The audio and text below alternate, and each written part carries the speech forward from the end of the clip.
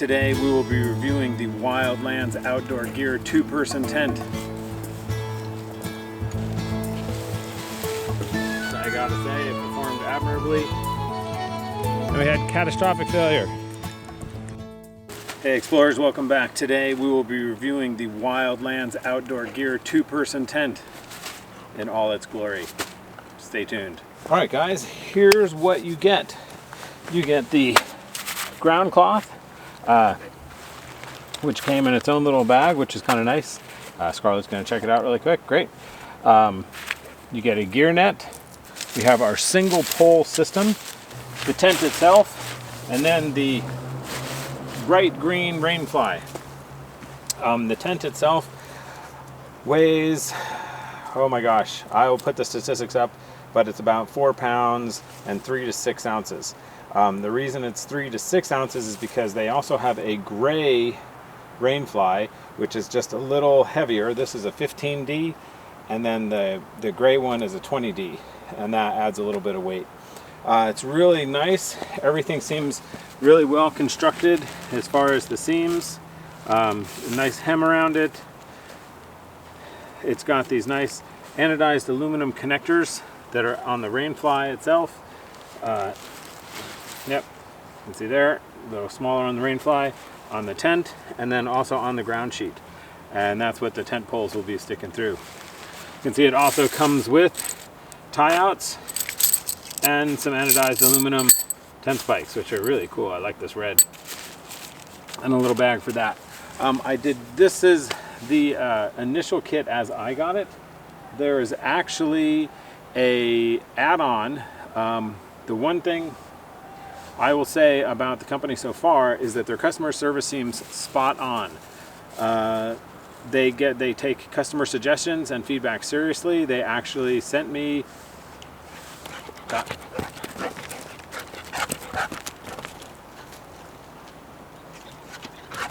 Scarlet is excited. About 4 months after I actually received the tent and ordered it from them, they actually sent me a little add-on package, which was some additional tie-outs that have little tension toggles on them, so that you don't have to tie like a half hitch type of thing, or a taut line hitch, type of knot in order to get your tension on your tie-outs. So that's kind of cool. Begin.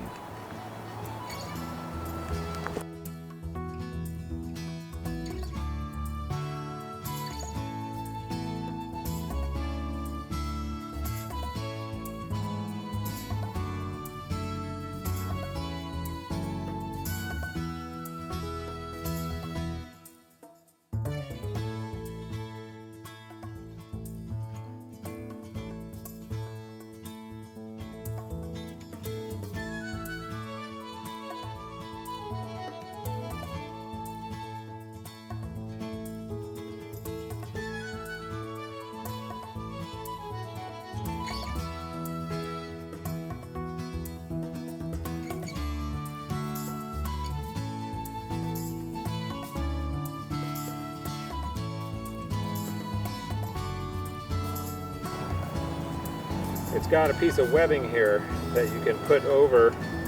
Once you go through the aluminum, you can put the webbing over and it'll hold it on so that you can come to the other side. Once it's got tension on it, shouldn't be an issue. But great thinking.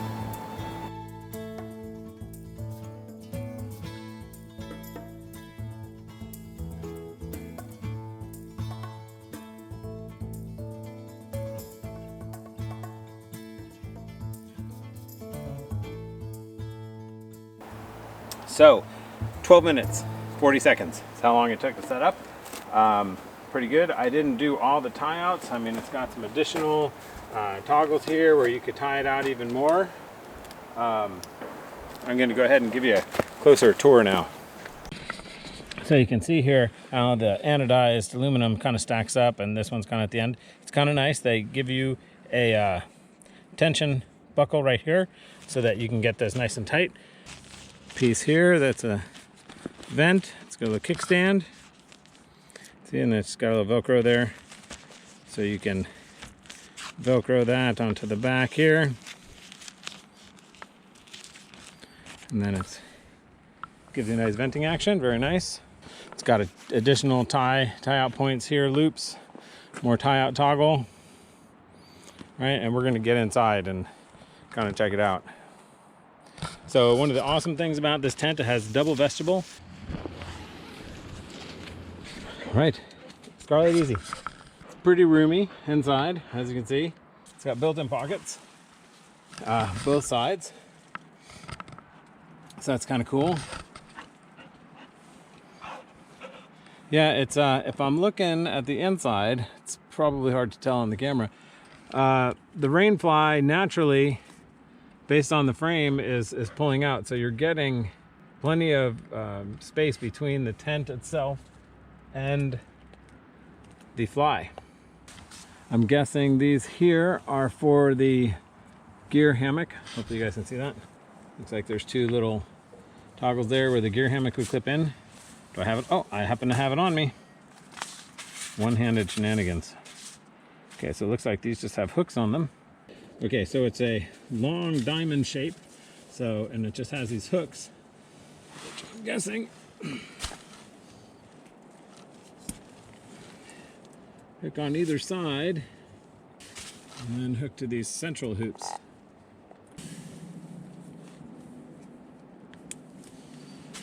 Which I guess that's kind of nice to get some stuff out of the way. I mean, you've got the little pockets at the ends there. Well, there we go. That's the setup. So we're caught like 15 minutes. Pretty easy to do, especially if you read the directions ahead of time. Pretty straightforward.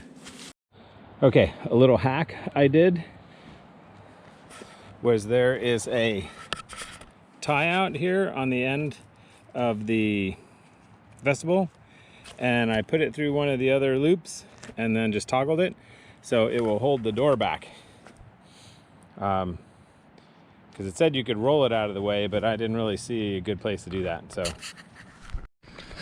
all right, it's amazing. I got her in here pretty quick. You know, yeah, I had to lead her to the door with some cookies, and then at the door I gave her 2 cookies, and then, you know, once, and then she jumped away and I called her back and she stuck her head in, got another cookie, and then I ended up having to grab her by the collar a little bit, and then pulling her in to give her the other cookie. Yeah, it's okay. Do you want another cookie? Yeah? Okay. Hold on.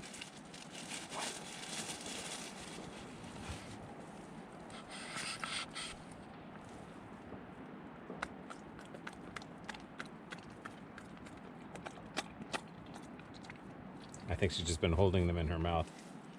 What? Is it good? Yeah, sit. Or down. Lay down. Lay down. Good girl. All right, let's do some shake test. See? Oh. Oh. Yep. Oh, good. Oh, good. Oh, good. You want a cookie? Yeah? Oh.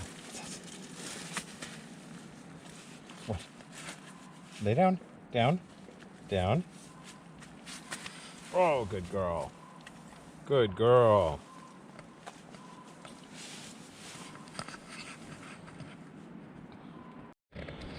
Okay, I just wanted to show you guys. I was getting ready to head out for a little bit, and before we come back and camp later on. But I just wanted to show you guys, like, I actually enough room in the vestibule to put my fold-up chair in, and it's really not obscuring the doorway. So pretty cool.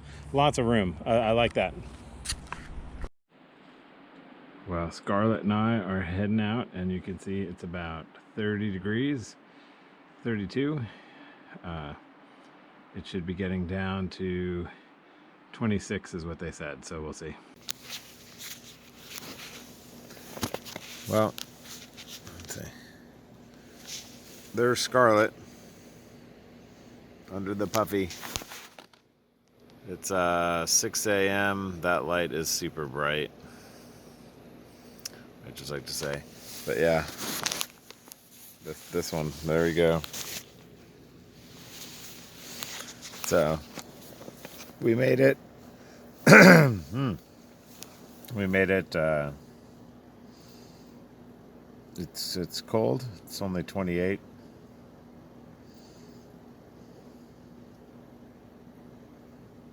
I have to say the sleeping bag is not big enough for my broad shoulders. But yeah, so we'll check back later. Well, it's 7:30. Scarlett's decided she wants up. Well, hey guys, it's this afternoon, and we had a great night in the tent. It performed admirably. Scarlett was amazing as well. I couldn't believe how good she was. She just kind of curled up, ended up kind of taking over my puffy jacket and crawling, using that as a blanket. So that's no worries there. She had a great time. We did get a very tiny amount of snow last night, so we didn't really get a good thing. And then it didn't actually rain today. It did warm up. We had like a very light rain. You can see there's just a little bit of water there. So I'm actually going to leave it up because we're supposed to get a few more inches here in the next day, and we'll actually see, you know, how it does with some actual snow load. So there was, of course, some condensation in the tent based on the fact that you had two warm bodies in there and it was pretty cold out last night. I will say, however, it wasn't excessive. Like, I didn't even really notice it until I really went and touched it and said, oh yeah, there's a bit of moisture there. But like knocking the tent, you know, it wasn't enough to like rain down. So I think the vent system works pretty well. And again, it's got plenty of space, you know, between the fly and the tent. And we'll just see how it holds up against the snow. But so far, super happy with this purchase. And like I said, for two people, it's a little snuggly, but for me and a dog, it is like a palace. Okay, as you can see, day 2, we've gotten some snow. Looks like it is weighing it down a little bit, but so far so good. Be interesting to peek inside and see if any snow went in the vent.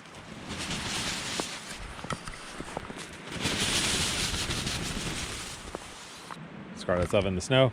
Not going to be super windy again, but this would be a good reason to use the tie outs to keep it from pushing up against the tent like that. Well, it looks fine from inside. Okay, we have gotten a goodly amount of snow. I am going to add the tie out. Like, yeah, you can't even tell I was out here really. Like 4 hours ago maybe. You can see the footprints.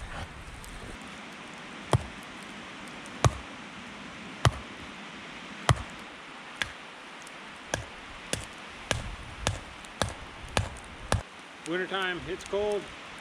Keep your gloves in your jacket. That way they're nice and warm when you put them on.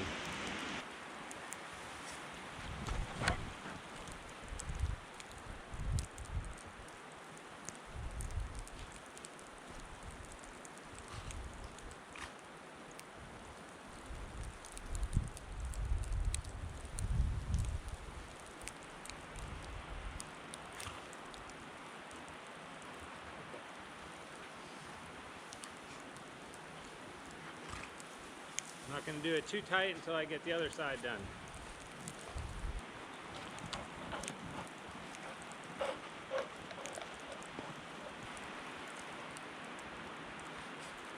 All right. We got her staked out. Got my 2 stakes I threw in. And we're just using your half hitch, taut line hitch.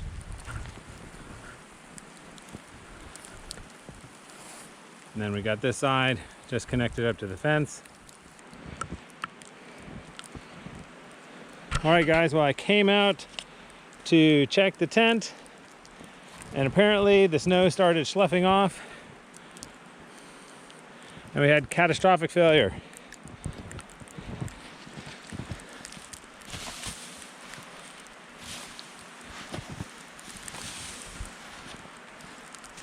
I think she's done for. I believe that maybe we might have had pole snappage. All right, it didn't break. Well, that would have been really awkward had I been in it. All right, well, I wasn't recording there. I was digging for my life. Okay, we dug some of the snow off and we have the tent back up. So it looks like there's possibly a slight bend right in there. But yeah, an amazing amount of snow has fallen. In a situation you need to use this tent in the snow would be to definitely put a center pole. Get your hiking pole and support the top, because yeah. And this like all just fell in like the last 2 hours. I mean, you can see here where the vent is. Yeah, and you can see where the drift is. It drifted up, and I guess maybe the drift connected with the snow that was on the roof and it stopped sloughing off.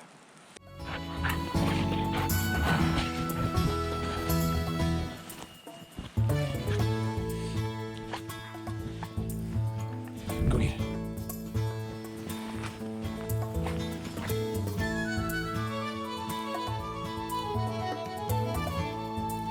Get it? Come on. So as you can see, we got a fair bit of snow last night. Not a four-season tent, but the tent actually kicked butt in this pretty much snowstorm. Yeah, I mean, it would have had no problems at all had we put the center support in there right away. But yeah, good stuff. And it didn't actually, when it collapsed, it didn't actually break. So bonus points to whatever material they're using for the tent poles. So pretty awesome. Give you a little glimpse of some perspective on the snow.